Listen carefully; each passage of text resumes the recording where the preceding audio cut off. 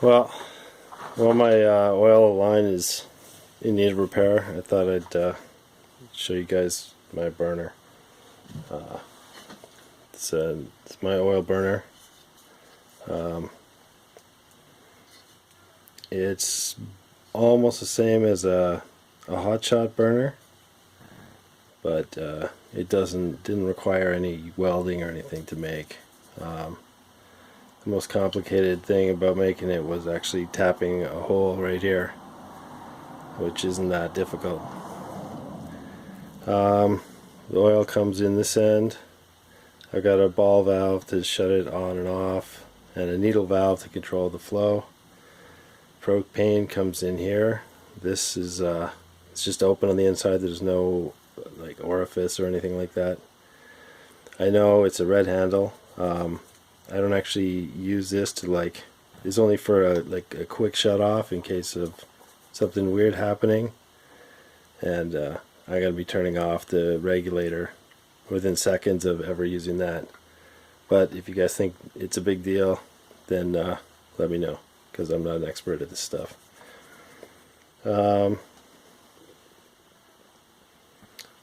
Right, so actually, I don't know if you can, there's a little tube here, and that's where the oil comes in. I don't know if I can line it up right to see, but maybe not. You can actually see all the way through out this end if you look straight down it. This tube on the inside used to be it was the tube inside of an old lamp that I found at the thrift store, and I chose that because it's pretty stiff. It doesn't bend and flex like that thin copper tubing. I knew it would just stay straight, and also it has threads on both ends on the outside of it, and the threads were long enough that when I found this piece here, it's actually got a threaded hole through it that matches the threads on this lamp tube. So all I did was screw it in through this all the way through, so that enough of the thread came out that I could attach this piece onto, which just clips onto my oil line. So once I had a way to do that, because I did not have at the time I had never done any welding or anything like that, so this was an easy way to get into an oil burner for me. The air comes in here. This is just a 1-inch black pipe screwed into this T. I think maybe I should have tapped this hole a little farther up on the 1-inch pipe, maybe, because it's kind of close to where the air comes in, and I think that might be part of the reason why I sometimes have trouble getting it to burn right on propane when I'm preheating.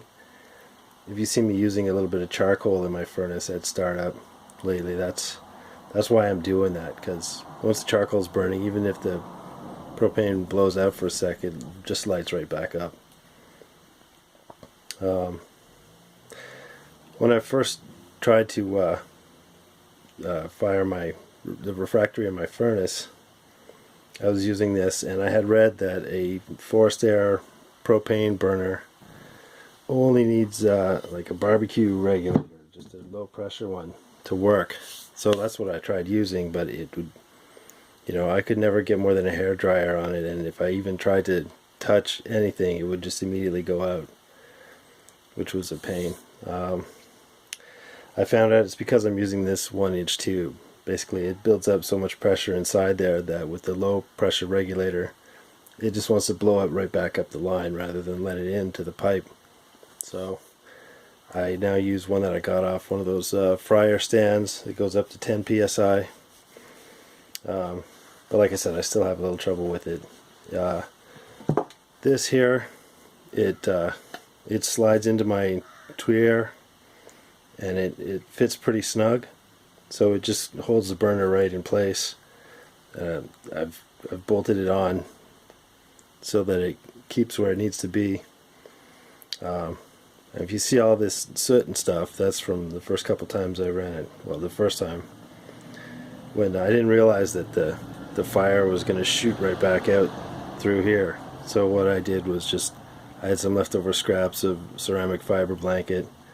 I just jammed it, packed it in there, So now that doesn't happen anymore. I don't have to worry about melting my propane line or anything crazy like that. So yeah, I just started on propane, you know, ideally. Let the furnace heat up a bit. Then I just start slowly opening up the needle valve on the oil and increasing the air till I don't need the propane anymore. You know, like I said, I don't use this to control the propane. I use the regulator, the knob on that thing, and that's how it works. It's pretty simple, easy to build. All I needed was, you know, 2 wrenches and a tap and a drill. So, you know, it doesn't have to be complicated. All right, that's it.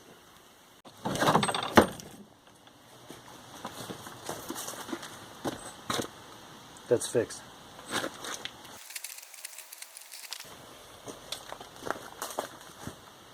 This is the furnace end. This is the tank end. Hope you can see that. Furnace end, tank end.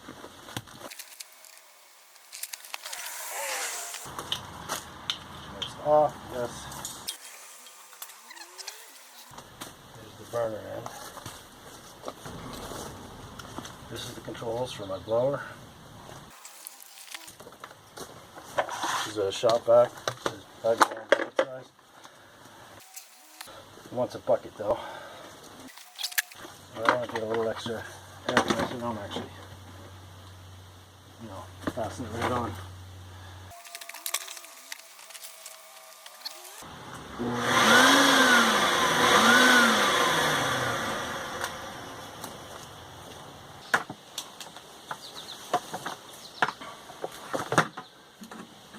Oil line. That's closed. That's closed.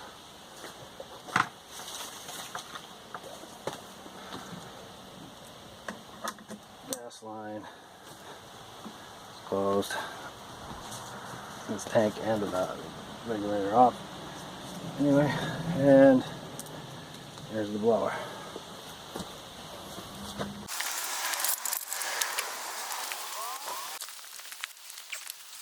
I've got the light switch cover plate on this side of the mold again.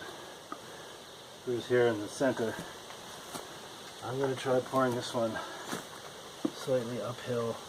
See if that helps fill that thin section there.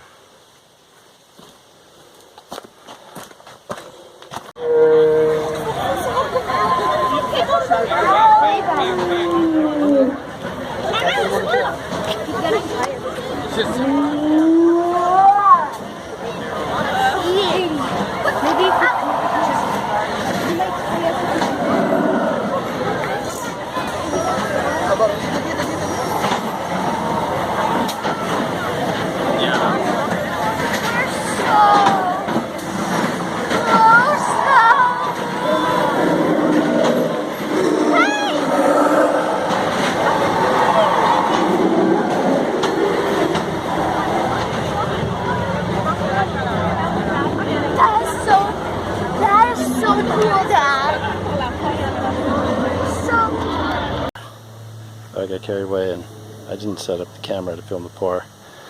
I think I may have mentioned before, I tilted this mold up because I've heard that, you know, thin castings sometimes work out better if you pour uphill, and the thin parts on that side. I just put a log under there. Get some ingots.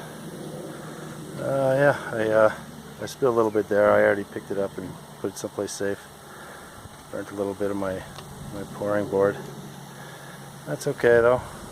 It'll live. Yeah, furnace is cooling down. The crucible's back in there. I only had to toss one hot glove today, so worked out good. You see, it's still pretty hot in there. It is what it is. All right, I'll bring you back when I shake it out, and hopefully this will be the final part to the Greensand Molding with Followers playlist, which I really only filmed so that you know, you guys who watched all 6 parts so far get something out of it in the end. All right, see you at the shakeout. You might have seen that I vented the mold, which is not something I do every time. Also, I've been watching Sand Rammer's videos, of course, I always do, but you know, he made a point that I just can't believe I never thought of it. This time I did all the skimming of the dross inside the furnace, not outside. So hopefully, if that last pour was too cool and that's why it didn't all fill, hopefully that won't be a problem this time, because I didn't give the crucible a chance to cool down in the furnace while I was skimming dross. Stayed in there and torched one of my gloves. I had to toss it and grab one of my spares, which, as you saw, I always have handy. This thing here is great for keeping the bugs away from you, because we got bugs like you wouldn't believe here. Mosquitoes are crazy, but they haven't been bugging me even before I turned on the furnace. Alright, see you at the shakeout.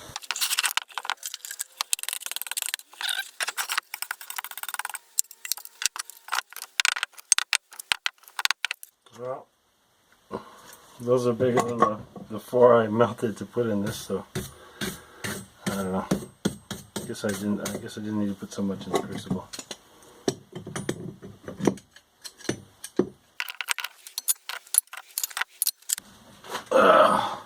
Fingers crossed. How much of this can you see? Alright. I don't know what's in here. I hope it worked out. The mold wasn't perfect, but it wasn't too bad.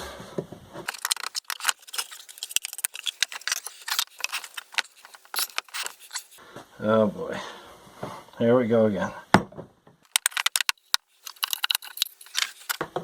And now we're missing the little puppy. And the end of this one's tail. Still hot, but not too hot to touch.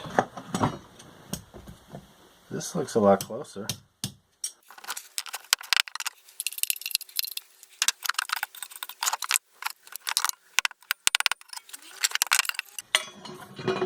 Well, I don't know.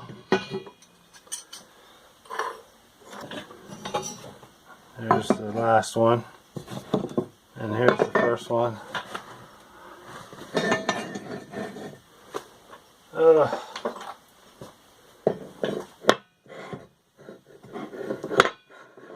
Here's the real one. As you can see, this guy's nowhere to be seen. And this guy's tail is not as hooked as it ought to be. Everything else worked though. A little bit of broken sand there. Maybe a little there. But it mostly came out, except for the missing dog once again. Well, anyway, the whole point was to see if I could make these followers work, and it worked if I could only get the mold to fill.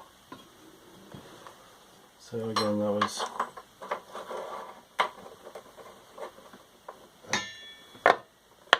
these guys. This is pretty hot. Anyway, as for this, so close, so close. Just a tiny little bit missing there. And the other one had a little bit of broken sand here, but this one's just about perfect. I had to cut it off of there. Oh boy. How come these vents can fill, but it can't get to the little dog, right? I need another gate to that guy, I guess. But I don't know if I have it in me to do this one again. Honestly,